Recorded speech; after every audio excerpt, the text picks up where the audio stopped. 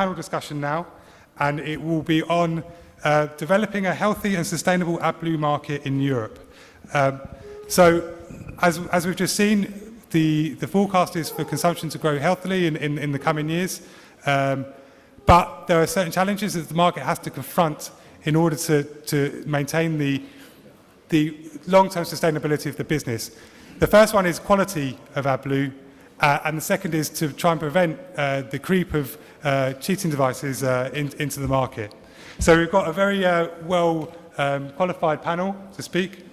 The first is Torben Skram Jensen, who's the Regional Director of Nordics in the UK at Yara. Torben joined Yara in Denmark in 1993 and has since then served in several commercial and managerial positions. He rejoined the AdBlue business unit in 2010 with the focus to develop Yara's business models and market share within the area. Is Oriol here now? Yeah, okay, great. Our second panelist is Oriol Canut, who's the country manager for Spain and Portugal for GreenChem. Oriol was given the opportunity to join GreenChem in March 2006 as country manager, with the responsibility to develop AdBlue for You supply network in the countries of Spain and Portugal.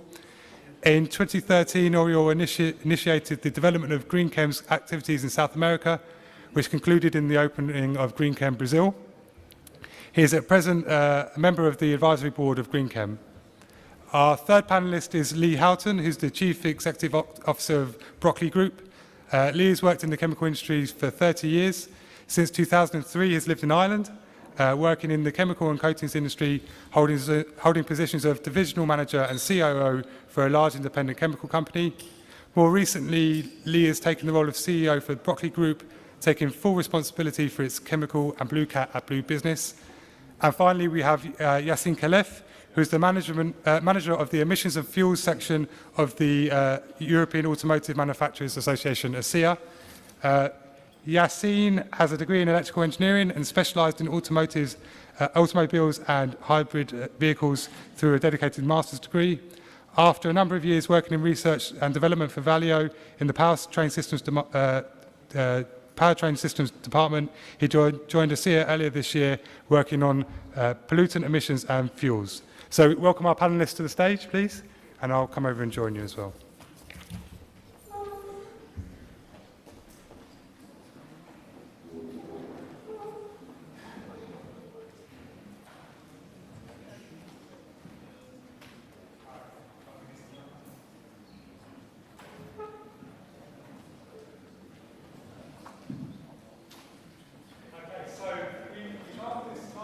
Conference, and there had been a degree of reticence about people asking questions in public. So if you want to ask a question privately, feel free to text the number at the bottom of the screen there, and it will appear on this phone, and should I see it, I'll definitely ask the question.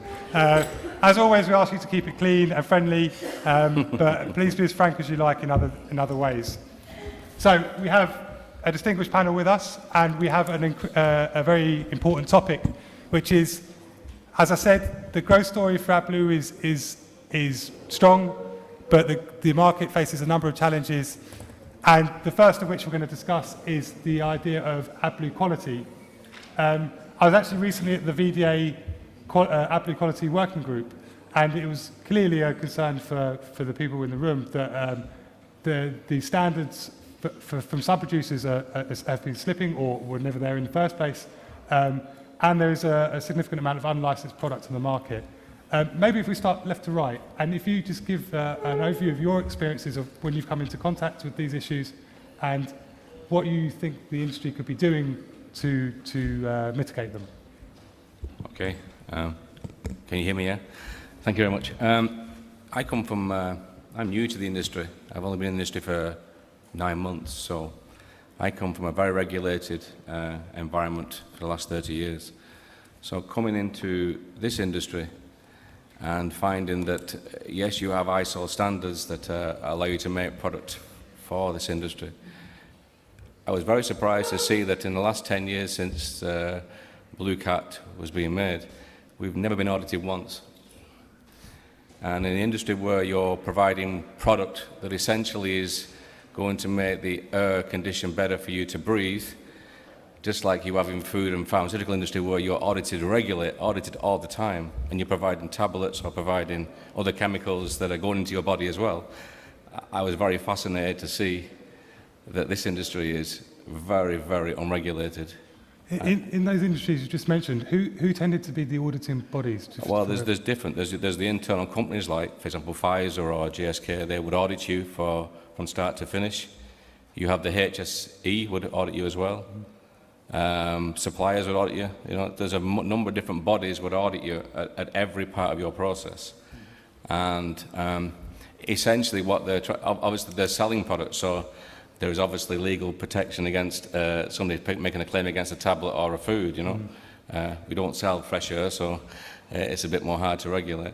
But I was quite shocked to see that if you don't protect your own brand, we could make products every day and sell it to you guys, and you would never know whether it's good or bad until there's a failure in the marketplace. So I was quite shocked about that, to be honest with you, you know.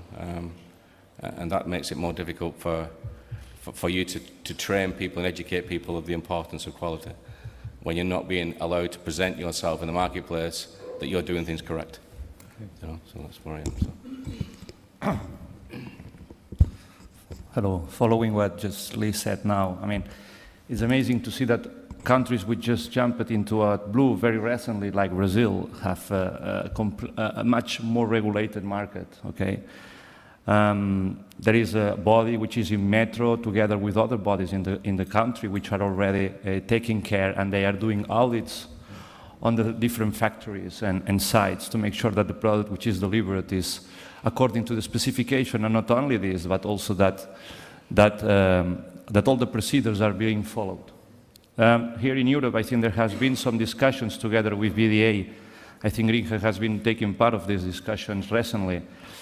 It seems at the end it only comes out as a money issue, okay? If some of the big parties in the AdBlue industry would like to put some money there to make sure that BDA would deploy certain resources to be checking the quality of the production and also in the supply chain, probably this will happen like this. The question is whether it has to be the AdBlue suppliers who have to put the money there.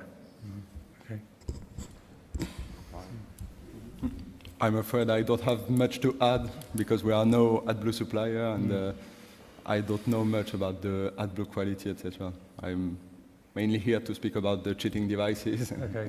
Well, in that case, we'll come back to you very firmly on that point. And Torben, you must have.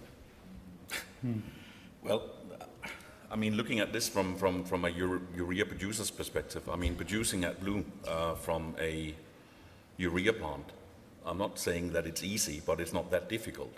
So I'm pretty convinced that most of the AdBlue that is produced is actually complying with the ISO standards. I think the real issue is that when it comes to the further handling of the product in the supply chain, there is, I would say, several possibilities that people can create off-spec products on the way. And the reality is that, yes, we have an ISO standard that defines the product, but I mean, there's really no one controlling it. And I think in all honesty, yes, we have VDA licenses where people buy the right to use the trademark AdBlue. But the linking between proving that you actually follow the ISO standard and you deliver according to the standard and the fact that you have bought a license to use the trademark. I mean, I think there is a misperception that this gives a guarantee that because you are using the trademark, then you also deliver the quality. Mm-hmm. And that is not the case. You know, at least anecdotally, well, I think the one thing to say is that the industry is effectively self-regulating in this regard. I mean, the body that issues the trademark also enforces it to the degree that it does. But the majority of testing seems to be happening really at the producer's level itself. So the only people really keeping a check on things on a daily basis in the way that you suggested occurs in other industries is a producer testing its own material so that it can say to its customers, this is what we have. The point you made about the fact that when it effectively leaves the production site, it conforms to the standard and by the time it arrives wherever it's going and is stored, the contamination within storage and delivery, I think is an issue, and it's one that we hear about occasionally. Oriol, maybe in your experience, have you seen the majority of material leaving production sites, or that you've seen from your competitors and so on, is meeting the standards, at least from, without obviously naming names, but speaking in broad terms, has that been your experience as well? Well, how it works with the BDA license, as we have been discussing, is you apply for a license, you prove to BDA that everything is set up according to what they expect, that you buy the right urea, that you will use the right water, then you get the license. 6 months later, you can be doing whatever you want. You can buy urea, technical urea, well, or let's say fertilizer urea, which really would have an impact, or not even using the mineralized water. So this is really an issue. As an example, in Spain, we have like 11 licensed companies, which I would say all of them comply with the ISO standards. But then we have a number of other companies which didn't apply for a license, which doesn't even use the name AdBlue because they are not supposed to do that, or they are using it, but they are asked to kindly remove it. And they are using fertilizing urea. And there is a number of that in Spain. And when I look at the figures you presented, quite optimistic, I have to say, I'm quite worried that if we spread out these figures, there will be a big number of new parties saying that this is going to be a big business in the future, and this can only be a problem because we, as you said very well, it's already a very competitive market. Okay, so have we got any questions from the audience on this point? Or has anyone actually texted in? I'm sure. No text so far. Feel free to get involved. Have we any questions from the audience, or any comments, faculty, from the audience in terms of the level of let's say, substandard material that they've seen in the market, or anything to say on the point of auditing and regulation? And if not, then we'll move on to the second point, which is, I'll bring you in on this first, Yassine, which is the extent of, so we've talked about effectively a quality issue in the production chain, and if anyone has anything to add later, please feel free. But on the consumer side then, as you see it, and we had a discussion a couple of weeks ago about the level of cheating by drivers or fleets. Can you give us some background on that? I know that you've sent through a few studies and so on. Yeah, thank you. It all started this year because there was a media German report stating that there were many AdBlue emulators in the market, mainly coming from countries in the east side of Europe, and it stated that it was about 20% of the whole fleet. So there were several articles from several NGOs, and we raised the point at the European Commission because for us this is not new. We already raised that point to the European Commission a few years ago, in 2012. At this time it was mainly based on DPF removal and all the engine recalibration you can find quite easily on the market. And what we said to the European Commission and in front of many member states is that we have to act now and you have to do something, because today it's not even forbidden. In many countries there's nothing, so even if you get caught with an emulator, then you don't face any fine. In the report they said that you are supposed to save about 2,000 euros a year per truck. So if you can save 2,000 euros and you don't face anything, You'll do it. you will do it. You potentially do it. Maybe, but for the moment, this is mainly for heavy duties. Yeah. But with the different figures you showed, many SCR vehicles are going to enter the market very soon, and I think we have to stop the disease now before it spreads. And so you said 20% was reported in this article. What's your view on the percentage? On the percentage, we don't have a clear view, because few weeks ago in Geneva, Switzerland showed that they decided to act, and they controlled about 4,000 vehicles, and the detection rate was about 1%. Okay. So it's quite difficult to know very precisely. Yeah, so I mean, I've seen that study, and I think maybe that would probably be the number that I would be veering towards, rather than the press report, because I believe that the report in the German paper was based on a spot check of a number of vehicles in a parking lot, and so I mean, it depends where in the country that was, and all that sort of thing would determine the level of vehicle cheating. I'd say in the UK and Ireland, Lee, have you heard much of this or seen much of it yourself? I'm basically in Ireland more than UK, but yeah, in the major cities, not too much. If you go on the west coast of Ireland, where it's less policed and less visibility of people on the road being checked, yes, it's far more popular.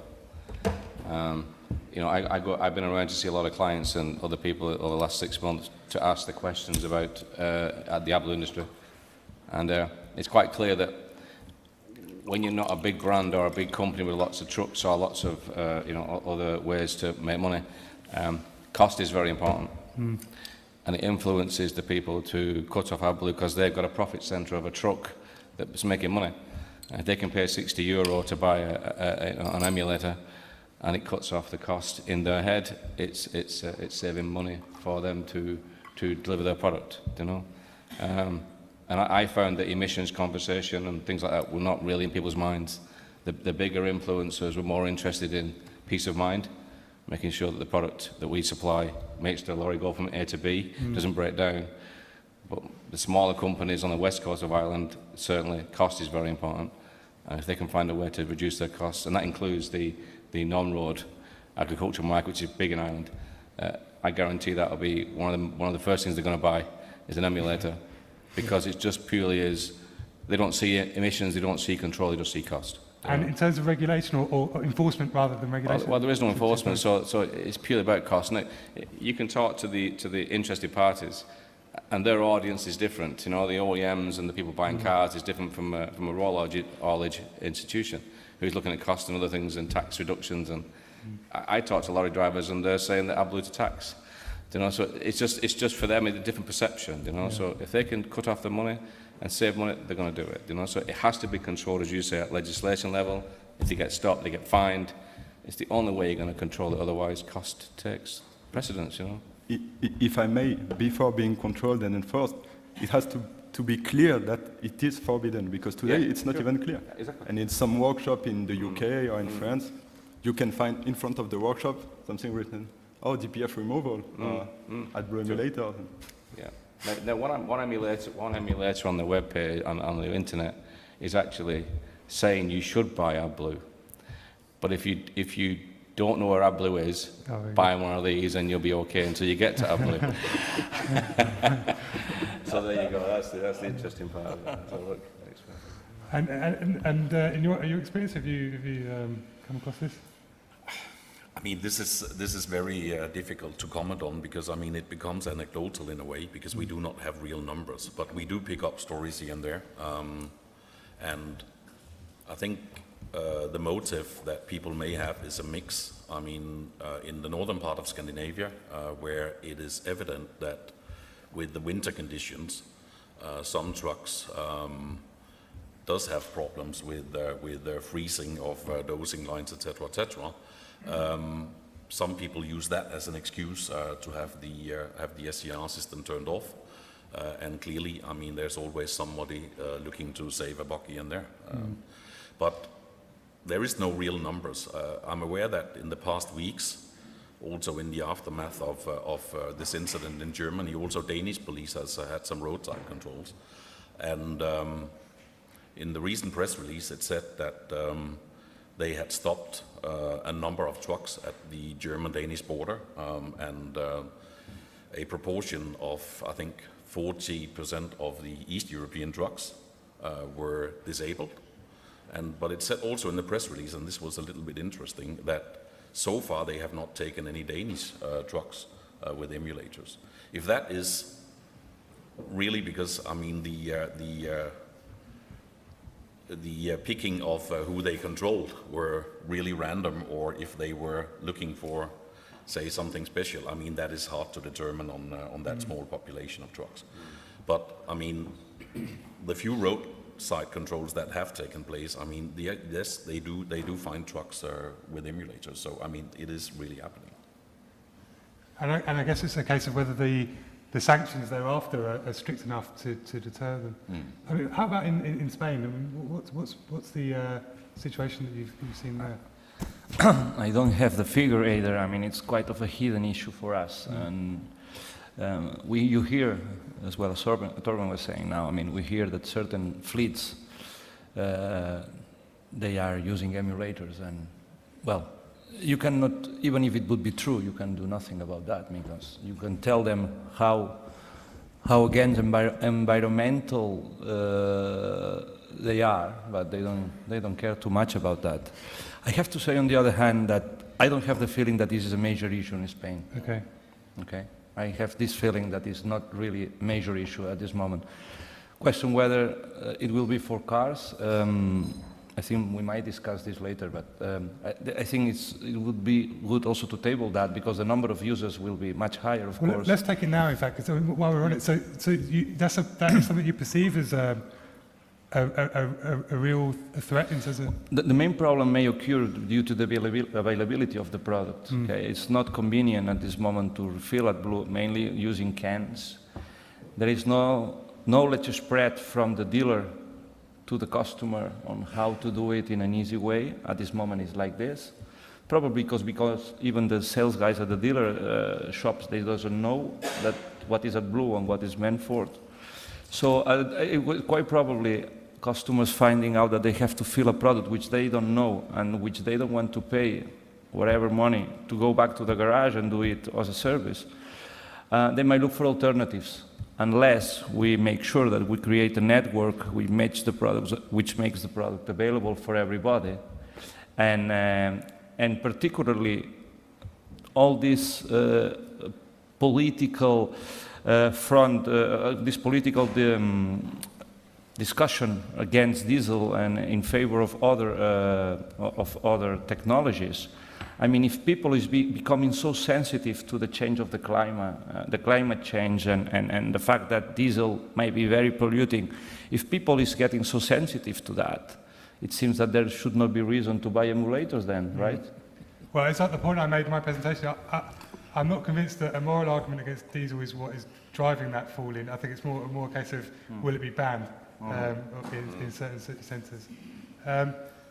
Again, I'll open it up to the floor in terms of if anyone has an experience they want to share or any questions they want to ask on this matter with regards to emulators. But in that case, come in. Giorgio Aduli, Motronic.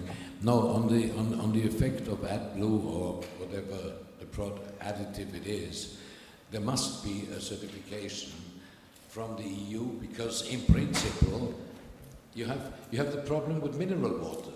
If you declare something mineral water, it runs through tests. If you declare something spring water, it doesn't have to do any tests. And if you go to a restaurant and you order mineral water, we very often get spring water. And it's the same with AdBlue, in principle, because we need, it is not sufficient that they say certified according to ISO standards, whatever, because we don't know who is the certification agency. And then, of course, there will be the other problem that you have, as it has happened on the heavy-duty side, that Amazon is selling, for example, electronic things that takes out the DPI and the emission. And the same thing will happen, because most probably in 6 months' time, you'll be able to buy a kind of sophisticated in the sense of diluted AdBlue thing that everybody will throw in and say, okay, I'm okay. Anyone? I don't quite get that, sorry. Was that a statement or a question? Was that a statement or a question? Well, we just... We need a certification, and I wanted to know what is being done about it. Okay. Well, maybe I'll pick that up, actually. I think the thing to bear in mind is that AdBlue is merely a trademark, and it's the ISO standard that defines the quality.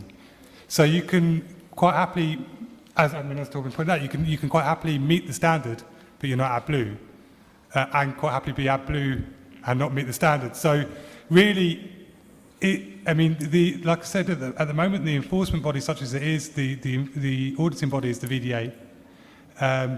But broadly speaking, quality in this market is self-regulated. Yes, excuse me, but you have, for example, if I go to petrol, gasoline, I have 94 octane, 95, whatever. So I have different choices, and it gives me a different quality. Well, within that, there's quite a good question, which is that does anyone on the panel, and maybe you can give your thoughts individually, foresee a time where actually the enforcement of the ISO standard becomes almost a legal issue, so enforced by the Health and Safety Executive in the UK or whatever else? I think it needs to be. At some point in the future, it needs to be. I mean, there's set standards in there for the water content, for example, the deionized water. You meet those standards, but there's parameters, plus or minus, whatever. So. No, because I'm just making reference, for example, for diesel fuel. A lot of truckers used to, I don't know how it's now, used to use heating oil because it's much cheaper. Yeah. It has a different color. So different color diesel, for sure. Checks and so on. So somebody will come up with something that's called AdBlue, and all of a sudden it needs to be regulated. And what I wanted to know is there a plan to? Well, I mean, certainly from my knowledge, there isn't. So this is the question that I was passing to the panel, which is, one, should there be, and two, how would that be introduced and by whom? So I don't know if you wanted to pick that up again, Lee. I mean, I suppose, look, when you're making product, you have to meet a standard. That's one thing, I don't know how you make that a consumer choice afterwards, and how they, as you said before, but how they decide to buy a green diesel or an ordinary diesel. I don't know how we can control that. We just have to meet a particular standard and be audited by certain regulated bodies that's agreed by the industry as, and that has to be published to you guys as the buyers of AdBlue to decide what your choice is. After that, then I think the other side to it is, if you imagine a chemical plant where the HSA are coming in to investigate how you manage your safety, then I'm assuming on the road networks there is also the chemical movement where you have the HSA on the road checking to make sure your chemicals on your lorry are correct and your paperwork's correct. There has to be at some point the same HSA inspectors also checking the diesel emissions coming out the back of the lorry to making sure that the people using that particular AdBlue is correct. And that links together as a full supply chain. I think if you take the pharmaceutical industry, they're very interested in the whole supply chain, making sure from start to finish there's regulation at every point. And I don't think that's the case at the moment. I think once it gets past the AdBlue injection, there's a lack of control in the movement of the supply chain, movement of the AdBlue, and in the use of the AdBlue. I think that's other bodies than we are. We have to be audited ourselves about what we make a particular standard. Where that standard is continued to be more and more and more stringent and more addressed on our side from the point of view of heavy metals and things like that. Once we hit a certain point, I think we can't do no more. As production plant allows you to do, and urea supplier allows you to do. But after that, then, as auditing is a different supply chain, Yeah, but we are already using a proper name, which is registered, instead of, it should actually be called urea additive, that it would cover all the different things. AdBlue is much easier. But I think also as well, if you imagine that I'm supplying AdBlue through the VDA license, I should be giving that VDA privately my own supply chain. This is what I do in my supply chain.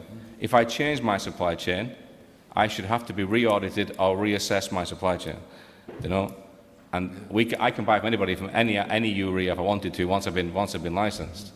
I couldn't do that as a farmer. If I change my supply chain in my pharma industry, which I'm also involved in Broccoli Group, I have to notify my customer, notify other people that I'm changing my supply chain through a management of change procedure. There's none of that in this industry. So once the inspector's gone, I can do what the hell I like. And that's the problem, so that we can learn from other industries about how to manage a regulation, and there's plenty of companies here, including Cruise, who are involved in those industries outside of AdBlue, that can bring those ideas into our industry, Did anyone else want to comment on that one? I can give a comment on it, definitely. Looking at it from a Yara perspective, I would say we would welcome, more stringent auditing and enforcing people to prove that they actually deliver the product according to the standards, etc. But I think the issue that we discuss here is fine to discuss with the people in this room, but I think the people that generates a lot of the problems are not here. And I think even in this room, if this is what we define as, say, the AdBlue industry, we also have different interests here. I mean, there are people in the room selling cars that want to see AdBlue being cheap, easy for the consumer. There are other people in this room, like myself, that see AdBlue as a business where we would want to earn as much profit as possible. And there are several people in between, the producers and the consumers, that also try to make a business here. So, I mean, talking about this AdBlue industry as one is a little bit difficult because we all have different interests here. I guess in terms of this quality issue, though, that broadly speaking, the main threat is to the current producer. So I think for this point, I mean, maybe it would be a producer-led effort or so on. But maybe, Oriol, if you have any comments on this at all, or unless you want to do for finals. I mean, looking at it again, as a producer, I mean, it's really also the people buying our product and bringing it closer to the consumer that need to, say, look at who do they buy from. And I mean, they can look at a company like Yara, like Fertiberia, or any other of the bigger urea producers. But essentially, in many cases, we are compared to people that run a very small local dissolving business. And just to make that clear, I'm not saying that you cannot dissolve urea and meet the standards. That's fully possible. That is not the point. The point is that it is a very, very fragmented business. And as soon as somebody says, yes, I comply to the ISO standard, yes, I have a license to use the trademark, then logically people conclude, yeah, but then product is product. And every AdBlue is the same AdBlue. I suppose that's why many producers go to such lengths to prove that they are meeting the standard consistently. So did you have anything to add on this point in terms of how the industry is currently regulated and how it could be in the future? I think it turns to be a political decision behind it. I think it should be brought to I don't know, to the European Commission in a way that they have to make sure that they take the necessary measures to stop the change in the climate. So I think it has to be political. More than I agree with Torben in that it's probably not us who have to decide here what has to be done in that respect. And I think it must be a political. I mean, politicals, they rule on a lot of things. Why shouldn't they rule as well on the obligation of using AdBlue and penalizing the fact of not using it? Of course, I think they should be regulated on that level. That's my personal opinion, and I don't know if it's going to happen actually. Thank you. We've got time for one or two questions from the floor, if there are any at this point. In which case, we've only got a few minutes left to run in the session. So, if we have any closing thoughts from the panel, if not, I'll wrap up just by saying that again we aim to address two issues really with this panel, which is one was the issue of AdBlue quality, and as we've seen, there is at least anecdotal evidence of, and if not people failing the audits, such as they are by the VDA. That there is a substandard material in the market, some of which is traded as AdBlue and some of which isn't. And the message that we seem to be getting either from the floor or from the panel is that there is scope for broader or more effective regulation and enforcement, either by the industry as a whole or by one of the legal entities that is in a position to do this. On the second point, we talked about the use of cheat devices and tampering within the vehicle itself. And again, we heard various numbers in terms of the prevalence of this around the continent. There clearly is differences between different countries in this regard. but it is an issue, I think, that is not going to go away without rigid enforcement and rigid sanction as well. Particularly, and this is something that came out of the discussion yesterday, with passenger cars, a message has to be sent early to the driver that this won't be tolerated, and if you're caught, then there will be significant sanction. That's something that the industry, if we are going to talk about it, or maybe the VDA or one of the other groups that represents the industry, could be taken to the EC, could be taken to regional governments and saying that, you know, if you want cleaner air in our cities and towns, then they have to do their bit as well, and that will be from the strict enforcement of the regulation as it exists, because a law without enforcement is fairly meaningless. Now, unless there's anything final to say, I'll say that thank you very much to all our panelists. It was enlightening and a good, robust debate.